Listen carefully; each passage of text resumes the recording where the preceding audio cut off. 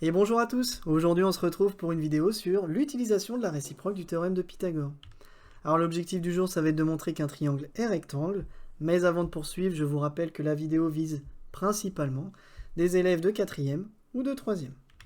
De plus, les prérequis pour suivre convenablement la vidéo, évidemment si je suis amené à vous parler de la réciproque du théorème de Pythagore, il va vous falloir connaître ce fameux théorème. Donc si vous n'en avez jamais entendu parler, ou si vous n'êtes pas encore très à l'aise avec, je vous incite fortement à aller checker une vidéo qui parle du sujet, votre leçon, votre cours. Néanmoins, je vais quand même énoncer ce théorème dans mon exemple, juste pour vous introduire la réciproque après. Donc ici, j'ai choisi un triangle rectangle, ABC rectangle en B, ici on peut le voir à travers le codage. Alors, d'après le théorème de Pythagore, je peux écrire l'égalité de Pythagore.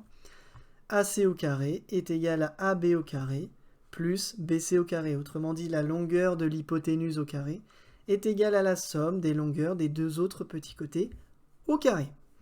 Alors j'en dis pas plus, aujourd'hui ce qui va nous intéresser c'est la réciproque de ce théorème. Donc pour pouvoir vous l'énoncer, encore une fois je vais prendre un triangle ABC avec des longueurs ici cette fois. Pour énoncer une réciproque d'un théorème, il suffit simplement d'échanger les hypothèses et la conclusion. Donc ici, la réciproque du théorème de Pythagore dans mon exemple, ça donnerait si l'égalité de Pythagore est vérifiée, alors mon triangle est rectangle. Ok, ici mon triangle n'est plus rectangle. Vous voyez, j'ai enlevé le codage. L'idée c'est que c'est pas parce qu'il semble rectangle, j'y reviendrai après, qu'il l'est. C'est justement ce qu'on va essayer de démontrer à l'aide de notre réciproque. Voilà, trêve de mondalité et trêve de théorie, passons tout de suite à un exemple. Je vous propose de démontrer que le triangle, DEF ici présent est un triangle rectangle. Alors, avant de commencer, j'ai essayé de me mettre à votre place et j'ai compilé les deux erreurs qu'on veut plus vraiment voir. Vraiment, ça va juste vous décrédibiliser avec votre correcteur. Votre copie sera clairement vue comme une copie de quelqu'un qui n'a pas compris ce qu'on attendait de lui. Donc la première erreur que j'ai pu chercher, c'est tout simplement, voilà, ça se voit monsieur en fait. Là on voit que le triangle il est rectangle. Moi je pense que la question elle est vite répondue. J'ai réussi à montrer que le triangle était rectangle en l'espace de 20 secondes. Non, ça c'est plus ce qu'on veut voir. La deuxième idée, ce serait de prendre, pour peut-être les plus malins d'entre vous, les outils de géométrie, donc l'équerre et le rapporteur, poser l'équerre, dire voilà monsieur, regardez, avec l'équerre ça marche, j'ai un petit angle droit, nickel, ou alors le rapporteur, regardez monsieur, ça fait bien un angle de 90 degrés, ou moins à peu près, donc je pense qu'il y a un angle droit ici, non. Ça c'est de la géométrie avec les instruments, on veut plus les voir, ici ça va juste encore une fois vous décrédibiliser et vous faire passer pour quelqu'un qui ne comprend pas ce qu'on attend de lui. Donc tout de suite on passe au vif du sujet, vous avez compris c'était le titre de la vidéo, donc on va utiliser la réciproque de notre théorème. Ici je vous l'énonce dans l'exemple, on vient de l'avoir juste avant. Si j'arrive à vérifier l'égalité de Pythagore dans mon triangle, qui n'est pas rectangle, je le rappelle, alors justement j'aurais démontré que ce triangle DEF est rectangle et donc j'aurais répondu à la question. Ici je vous propose une première rédaction. Puisque je veux vérifier l'égalité de Pythagore, ok, allons-y, je prends l'égalité. Je vois que grâce à l'énoncé, je vais pouvoir utiliser les longueurs qu'on m'a données. Ici, ED vaut 10, donc 10 au carré. EF vaut 6 et FD vaut 8, donc EF au carré plus FD au carré. 6 au carré plus 8 au carré. 10 au carré, c'est 10 fois 10, 100. 6 au carré, 36. 8 au carré, 64. Autrement dit, 100 égale 100. On serait tenté de dire, voilà, l'égalité de Pythagore elle est vérifiée, ok, j'ai 100 égale 100, félicitations à vous, vous avez réussi à montrer que 100 égale 100. Je pense que vous avez compris qu'il y a un problème dans la rédaction. Ici, c'est plus un problème de raisonnement comme je vous avais présenté avant. Là, c'est plus de la rédaction. Ici, en fait, qu'est-ce qui s'est mal passé? Quand vous voulez montrer qu'une égalité est vraie, vous ne pouvez pas commencer par l'égalité tout simplement dans votre première ligne de raisonnement. Donc cette rédaction, c'est une erreur classique.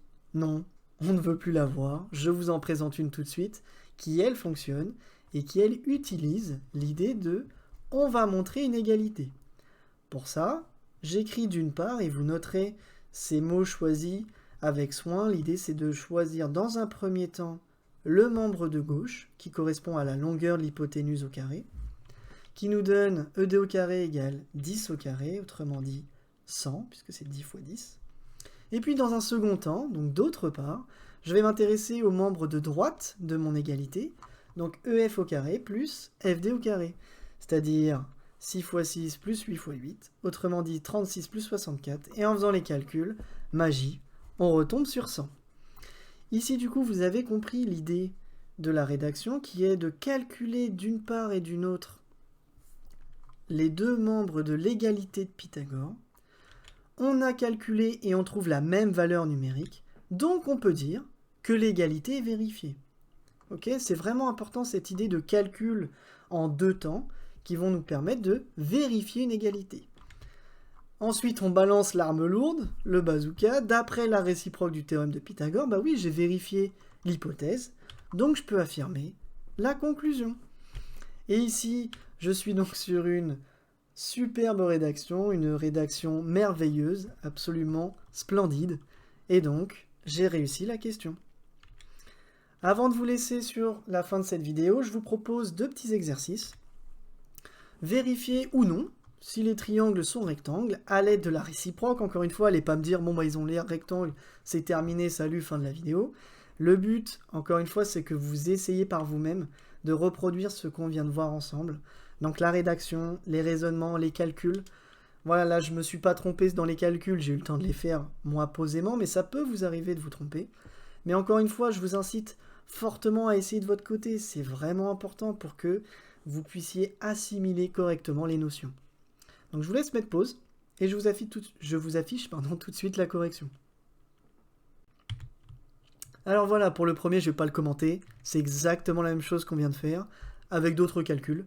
Mais on retombe bien sur la bonne rédaction avec les mêmes calculs. Et donc, en utilisant la réciproque, le triangle MNO était rectangle.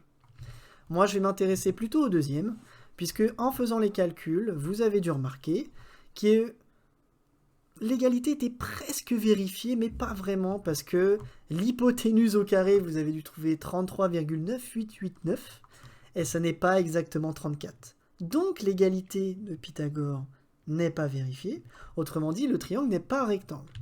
Le truc, c'est que en mathématiques, ça s'appelle utiliser une contraposée, non plus une réciproque. Je ne vais pas m'attarder sur le vocabulaire, je vous l'écris parce que c'est comme ça que ça se fait. Peut-être que je ferai une vidéo à l'avenir plus posée, plus construite pour expliquer le mot contraposé, mais voilà, sachez que c'est comme ça que ça s'écrit.